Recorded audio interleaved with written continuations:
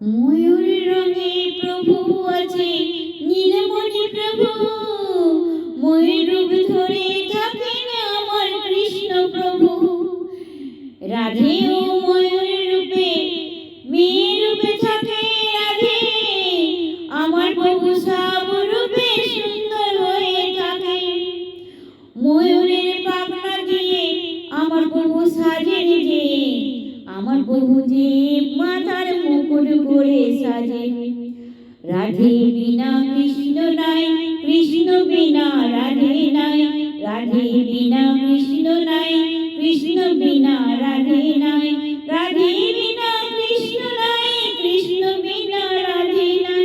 জানো প্রভু, যেমন তুমি বললে যে জল ছাড়া যেমন মাছ বাঁচে না, তেমন তুই তো আমার জন্য ছাড়া বাঁচিস না রে। কি করে বাঁচবো?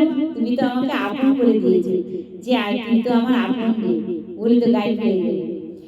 জনম জনম তোমার রাধে আমি ছিলাম হয়তো প্রভু।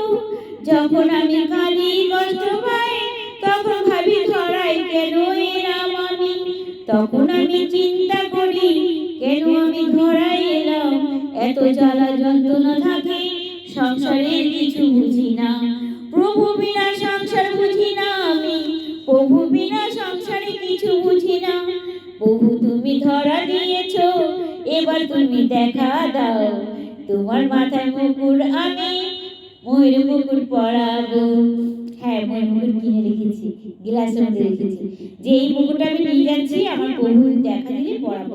প্রভুর মাথায় যে মুকুট থাকে মুকুটের উপর পরাবো। দিলে তো প্রভুকে দেখতে সুন্দর লাগিবে গো, তুমি যে ময়ূরের